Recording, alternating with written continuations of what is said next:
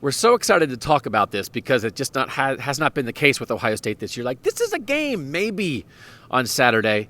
Ohio State hosting Penn State. We did a video right after the game at Rutgers. That was before the spread came out. The spread came out at 17 and went to 18 immediately. So we're back again, and we might do this every day if we want to. Like, is this going to be a game? We heard Ohio State talk about this on Tuesday afternoon. Jeff Hafley says Ohio State has the best receivers they face. They said good things about Sean Clifford. They talked about Micah Parsons on defense and other good guys. Ryan Day said this is the first game all year where the talent has been equal. So, right, going to be a game, right? Is it? Is it a game? You know, we talked on the Buckeye Talk podcast a couple weeks ago about whether Penn State was, I think it was the Pizza Pod, actually, for those of you who remember that one. Was Penn State up in that upper tier of college football this year, or are they at the top of the next tier? And right now, I'm not even sure. I think they're at the top of that second tier. This looks, again, you look at the results against, a team like Minnesota that I'm on the record have not been overly impressed with this year. As close as they had to play a team like Indiana last week, another team that results-wise have not been that impressed with. I don't know that this is a team that's going to come up and challenge Ohio State and push them down to the end of a game like they have the last couple of years. I think they're a very talented team. I think they're going to go to a really good bowl game, and they've had a great season. But I still think there is still a separation between where Ohio State is performing this season and where Penn State is performing. So that's kind of where you were. What has happened the last couple of days has sort of reinforced where you were. Right.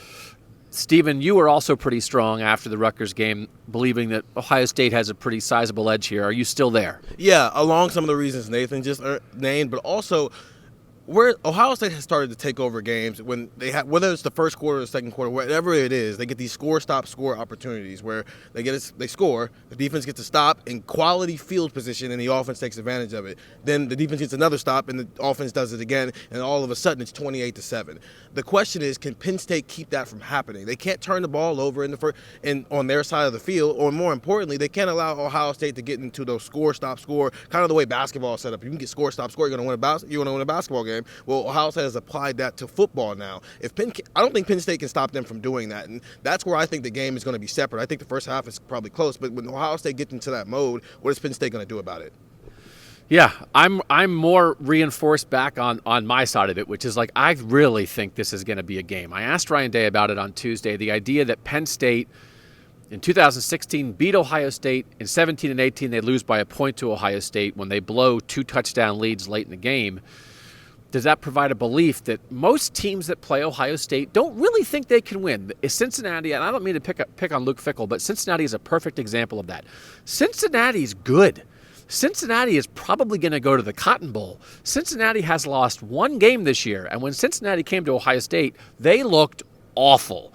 They didn't believe for 1 second that they belonged in that stadium. Ryan Day says it matters that Penn State believes that. They're mad. They're mad they haven't won the last 2 years. And so, again, I don't think it hurts Ohio State to not have played any close games. But if you do dance in that realm at all, they haven't been. Penn State's played a bunch of close games. So they lost to Minnesota in a tight game where they were trying to come back to win. They played a tight game with Pitt. They played a tight game with Indiana.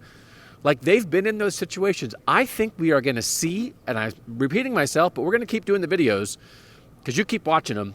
I think we're going to see the best of Penn State. And I don't disagree that if you look at the past couple of weeks, the level of performance, Ohio State's has been better than Penn State's. I just think Penn State has the ability to get to a level that no other Ohio State opponent this year has the ability to get to, and that's what I think we're going to see. You're tilting your head. I'm angling. I agree with what you're saying. I think there is something to be said for a team that has been in that position and executed and come out on top in a close game. I think the much bigger challenge for Penn State is making it that close in the first place this week.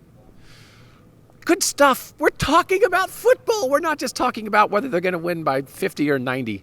Oh, I love it. Nathan, Stephen, Doug, see you later at cleveland.com.